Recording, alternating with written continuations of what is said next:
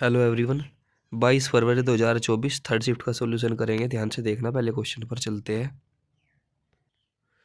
पहला क्वेश्चन, 22 पुरुष 2 दिन में किसी दीवार को बना सकते हैं। उसी काम को आधे दिन में करने के लिए कितने पुरुषों की आवश्यकता होगी। देखो मेरे भाई, एक बात हमेशा याद रखना, मैन मैन गुणा दिन। मैन गुणा दिन जो है टोटल वर्क होता है। टोटल वर्क होता है, ये बात याद रखना हमेशा। तो मान लो 22 आदमी है और 2 दिन तक काम करते हैं, ठीक है। तो कितना काम हो गया टोटल? 44 काम हो गया टोटल। अब 44 काम करना है आपको। 44 काम करना है कितने आदमियों को? वो नहीं दे रखा है, लेकिन दे रखा है आधे दिन में करना है। तो आधे दिन का मतलब होता है 1/2। 1/2 दिन में करना है तो 2 ऊपर चला जाएगा। तो 44 दूनी 88। 88 आपका आंसर। मुझे बहुत ज़्यादा जुकाम है फिर भी वीडियो बना रहा हूँ, तो ध्यान से देखना। आगे चलते हैं। ये क्वेश्चन देखो, कोई वस्तु 20% की हानि पर बेची जाती है। देखो मान लो कोई चीज़ 100 रुपये की थी, कॉस्ट प्राइस 100 रुपये का था, और बेची हमने 20% की हानि पर, यानी कि कितने में बेची? 80 में बेची।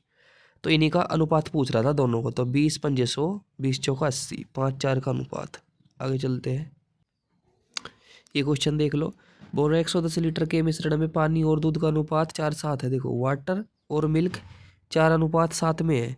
तो ऐसा मान लो 4 और 7 11 लीटर है टोटल। लेकिन क्वेश्चन के हिसाब से कितना है? 110 लीटर। तो एक की वैल्यू कितनी आ गई भाई? 10 गुना है इसका, तो 10 आ गई एक की वैल्यू। अब हमने क्या क्या बोल रहा है? 8:7 हमें करना है, नया अनुपात। तो 8:7 करना है। बोल रहा कितना पानी मिलाया जाए। देखो दूध पहले भी 7 था, आज भी 7 है, तो दूध तो मिलाया नहीं। तो हमने सिर्फ पानी मिलाने को बोला है। तो कितना पानी मिलाया? 4 लीटर मिलाया से मान लो। तो एक की वैल्यू कितनी थी? 10। तो 10 की गुणा 4 में करेंगे, 10 चौक 40, यानी कि 40 लीटर मिलाया। बात खत्म। आगे चलते हैं। ये क्वेश्चन देख लो, बोल रहा है एक व्यापारी अपनी वस्तु के पर क्रय मूल्य से 50% अधिक अंकित करता है। देखो मान लो किसी चीज का क्रय मूल्य 100 रुपये था, हमने क्या किया? उस पर 50 रुपये ज़्यादा छाप दिया। अब कितना छाप दिया? यानी कि 150 रुपये मैंने उस पर लिख दिया। फिर क्या किया? 20% की छूट दे दी। अब 150 का 20% कितना होता है? देखो 150 अपने आप में 100% है। अगर मैं इसकी एक जीरो खा जाऊँ तो 10% का मान कितना आ गया? 15 रुपये। तो 20% का मान कितना आ जाएगा? 30 रुपये। तो 30 रुपये की छूट दे दो। अगर मैं 150 में से, तो 120 रुपये की हो गई वो चीज़। अब जा, तो पहले 100 रुपये की कोई चीज़ थी और मैंने 120 में बेच दी, तो कितने रुपये का फ़ायदा हुआ? 20 रुपये का फ़ायदा हो गया, यानी कि 20% का लाभ। सीधी सीधी सी बात है। आगे चलते हैं। ये क्वेश्चन देख लो, सबसे पहले इसको सोल्व करो। तो 9×5 = 45 होता है, यानी कि 500 आ जाएगा इसको भाग देने पर। प्लस 18×2 = 3600, ये 3600 आ जाएगा, ठीक है। और माइनस कितने घटाने हैं इसमें से? 3×7 = 2100, 10×7 = 70, 2170 आपको इसमें से घटाने हैं, 2170। तो पहले इन दोनों को जोड़ लो तो कितना हो गया है मेरा? 3600, 500, 4100। 4100 में से आपको 2170 घटाने हैं, सिंपल, ठीक है। तो 4100 में से पहले तो 2100 घटा लो, 2000 बचे, 2000 में से 70 और घटा लो तो 1930 बचे। आगे चलते हैं।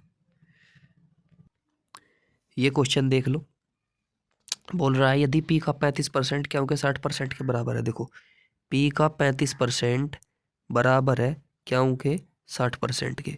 5 से काट लो, 5×7 = 35 और 5 से 12×5 = 60, यानी कि पी का मान कितना आया? देखो इधर का इधर चला जाता है मान, इधर का इधर, ठीक है। तो पी का मान आया 12 रुपये और क्यों का मान आया 7 रुपये।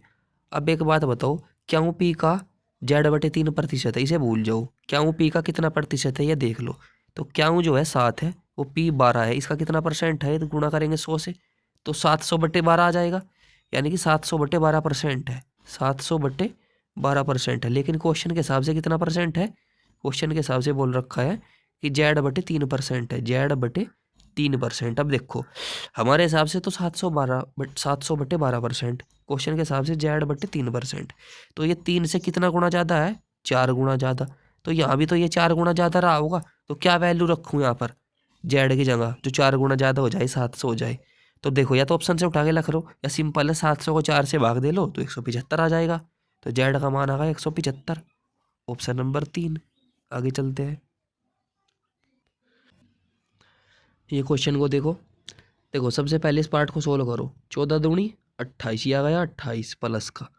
अब इससे 28 से भाग देना है 784 को, तो 28 का स्क्वायर होता है 784, यानी कि 28 ही आ जाएगा। तो आएगा -का 28। तो ये आपस में कट गए, यानी कि इसकी वैल्यू कितनी आ गई, ये इतने पार्ट की 0 वैल्यू आ गई। अब इस पार्ट को देखो, इसको तो 7 से भाग देंगे 56 को, 8 आ जाएगा, और 8 की गुणा 8 में करेंगे 64, यानी कि ये पार्ट कितना आ गया सोल्व करके 64।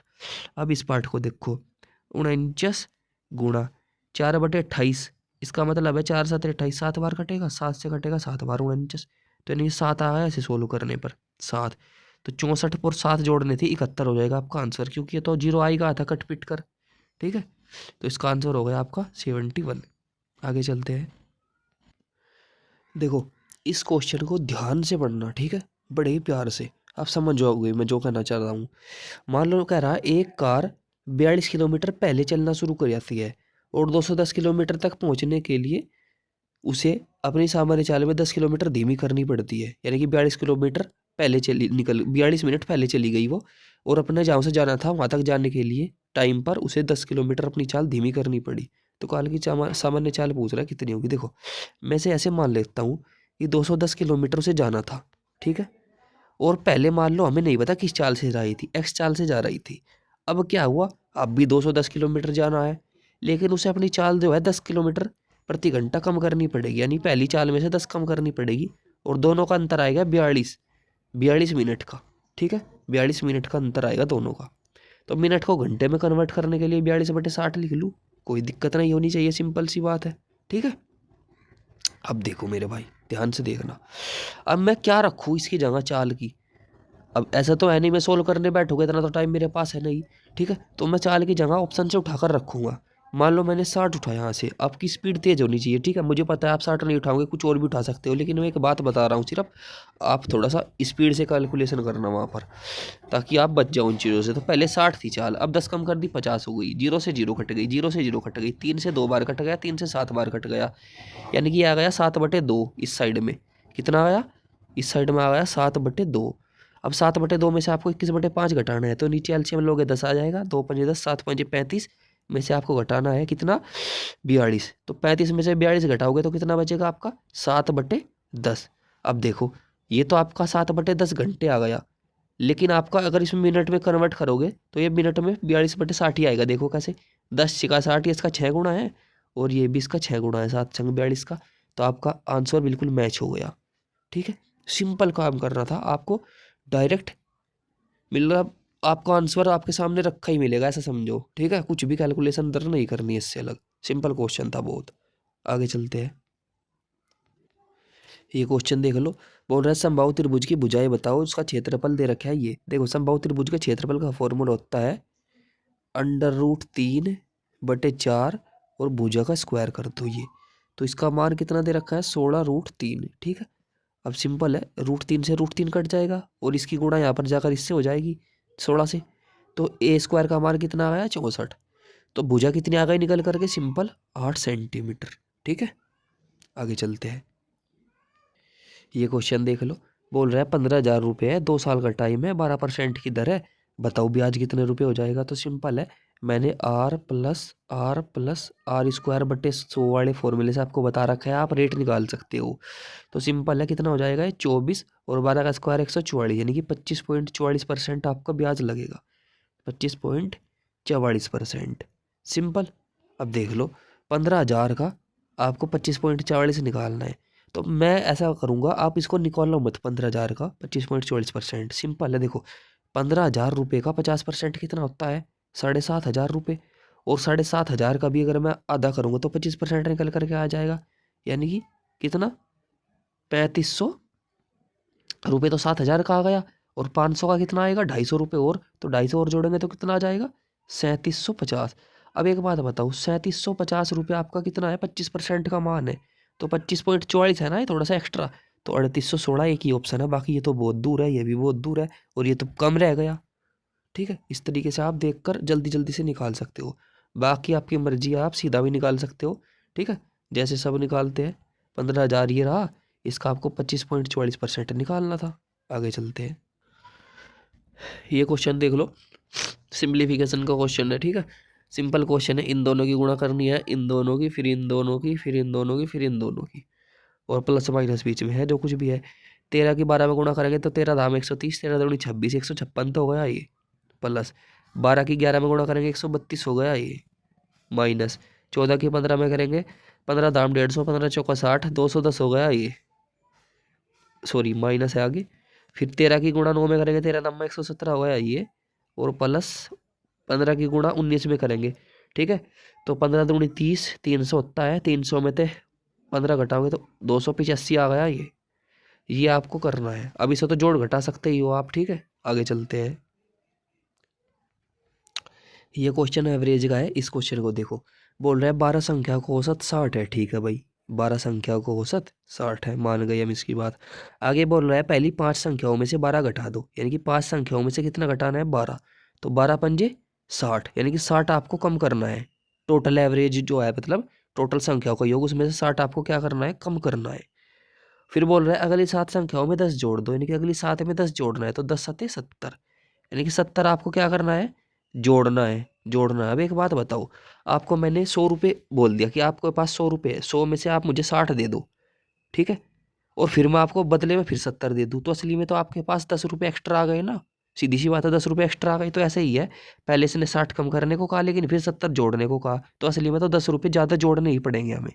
तो टोटल सीधी सी बात यह है कि 12 संख्या आई थी पहले, 12 संख्याओं में अब हमें 10 और जोड़ने हैं, ठीक है। तो देख लो, अगर मैं 10 जोड़ूँ 12 संख्याओं में तो कितना एवरेज बढ़ेगा, 10 से भाग देंगे, 10 को भाग देंगे 12 से, तो पॉइंट लेके जीरो ले लेंगे यहाँ पर, ठीक है। 12 अट्ठे 96, 8 आ गया, फिर बचा कितना 4, 40 हो गया, 12 तिया 36, पॉइंट 83 के लगभग जोड़ना पड़ेगा। तो 60 तो पहले ही हमारा एवरेज था, 60 में और पॉइंट 83 एवरेज जोड़ दिया, तो 60.83 आंसर।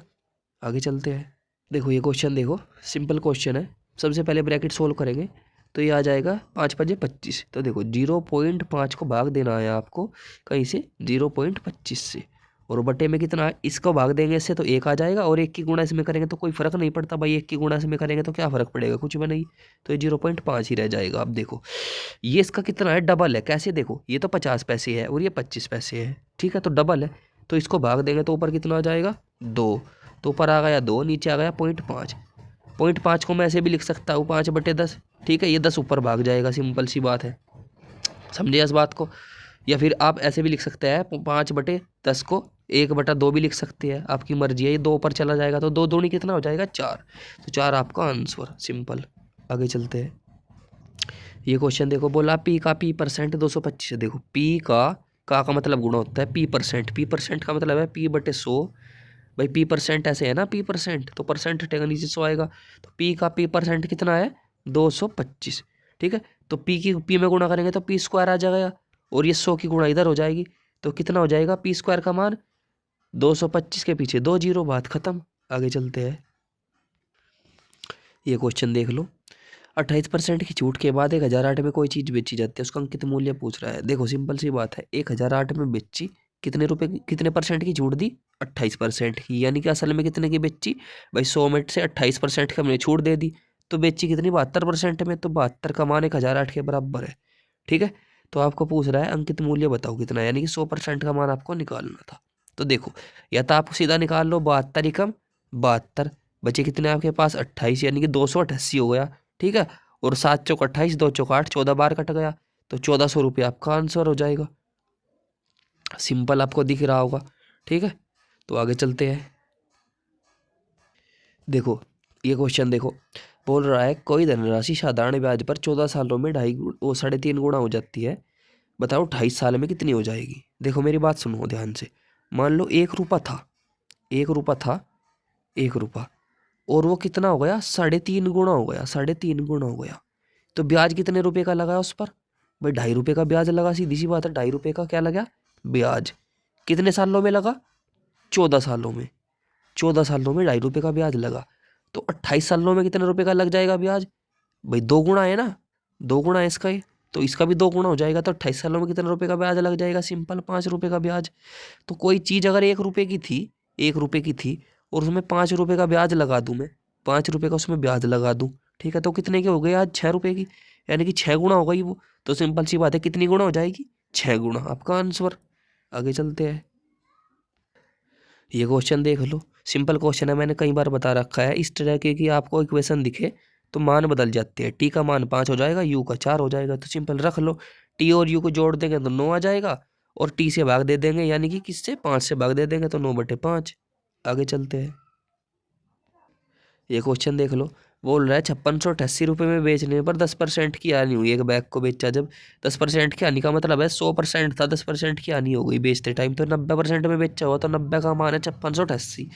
बोल रहा है 20% का लाभ कमाना है, तो कितने में बेचा, यानी कि 120 का आपको मान निकालना पड़ेगा भाई। 100% तो अपने आप में होती है चीज़, 20% का लाभ, तो 120 से गुणा कर देंगे, 0 से 0 काट लो। कैलकुलेशन ईजी करने के लिए अब 9 से भाग दे हुए, तो 9 से भाग 2 से, 9×5 = 45, 9×6 = 54, 2 बचे, 9×3 = 27, 1 बचा, 9×2 = 18। इसकी गुणा आपको 12 में करनी है, तो 12×2 = 24, 4 आया, फिर 2 हासिल गए, फिर 12×3 = 36 और 2 38, 8 आया, तो इसी में बाद में 84। आगे किसी में करने की जरूरत भी नहीं है, आगे चलते हैं। ये क्वेश्चन देख लो। 19 विद्यार्थियों को औसत आयु 22 साल है, 42 साल का एक नया लड़का आ गया, तो 20 विद्यार्थियों की अब नया औसत बताओ कितना हो गया। देखो, एक तरीका तो ये है कि 19 लड़के थे, 22 साल आयु थी, तो कितनी थी टोटल आयु, 19×2 = 38, 8 लग हासिल गए 3, 19×2 = 38, 3 41, यानी कि 418 साल टोटल थी। 42 साल का एक नया लड़का और आ गया, तो 460 साल हो गई अब जा आयु। कितने बच्चों की भाई, पहले तो 19 बच्चे थे, अब 20 बच्चों की हो गई है 460 साल, तो 0 से 0 काटेंगे, 2 से भाग देंगे 46 को, तो 23 साल आपका एवरेज आयु आ गई। Option number 2। एक तरीका तो यह सिंपल, इसमें जोड़ लेंगे, यह तरीका काफ़ी ईजी है ऐसे सवालों के लिए, ठीक है। एक दूसरा तरीका ये है कि क्या करो, देखो 19 बच्चों की आयु कितनी थी, 22 साल, सिंपल। अब क्या हुआ, एक बच्चा और आ गया, बड़ी संख्या हो गई तो ऊपर निकली पड़ेगी, ठीक है। 20 बच्चों की आयु कितनी हो गई, ऑप्शन से उठा लो, मान लो 23 साल हो गई, ठीक है, 23 साल, तो यूनिट डिजिट की गुणा करेंगे, ठीक है। तो यहाँ पर आप गुणा करेंगे नीचे, तो 3 0 0 आ जाएगा लास्ट में, ठीक है, और 9×2 = 18, यहाँ पर लास्ट में कितना आ जाएगा, 8। तो देखो 10 में से 8 घटाएंगे तो 2 आएगा लास्ट में, तो जो नया बच्चा आया था उसकी आयु भी लास्ट में 2 है, सिंपल। एक तरीका ये है। तो काफ़ी तरीके होते हैं क्वेश्चन करने के, आप बहुत तरीक़ों से कर सकते हो, बस थोड़ा सा आपको आना चाहिए, चीज़ों को सीखना पड़ेगा आपको। एक और बात भाई, पीडीएफ मत मांगा करो, पीडीएफ से पढ़ाई नहीं होती, ठीक है। नोट्स बना लो खुद के, हैंड रिटन नोट्स, जो आपको हार्ड क्वेश्चन लगे उन सभी को आप नोट कर लो, इजी क्वेश्चन लगे जो आप तय कर सकते हो उसे छोड़ दो। आगे चलते हैं, ये क्वेश्चन देख लो। दिनेश एक काम को 96 घंटे में करता है, दिनेश और राहुल मिलकर 48 घंटों में करता है, और राहुल और तरुण मिलकर 16 घंटे में करता है, तो टोटल कितना आ गया, एलसीएम इनका 96 आ जाएगा, सिंपल। तो 48, तो 96 कम 96, 48×2 = 96, और फिर कितना आ जाएगा, 16×8 = 96। अब एक बात बताओ तुम, दिनेश कितना काम करता है, एक काम, ठीक है, और दिनेश और राहुल कितना करते हैं, 2 काम, तो सीधी सी बात है, राहुल भी एक ही काम करता है, तो दिनेश भी एक काम करता है, राहुल भी एक काम करता है। जब दिनेश भी एक काम करता है, राहुल भी एक काम, राहुल एक काम करता है, तो तरुण कितना करेगा, 7 काम, तो तरुण कितना करता है, 7 काम। अब आगे किससे बोल रहा है, तरुण कितने घंटों में काम कर लेगा टोटल, तो 96 काम है, तरुण 7 काम हर घंटे करता है, तो 7 से भाग दे देंगे, 7 से भाग देंगे तो 7 ही कम 7, शुरू में एक, इसी में है, बात खत्म। इतना आपको करना था। तो वीडियो पसंद आई होगी, लाइक कर लेना, सब्सक्राइब कर लेना चैनल को।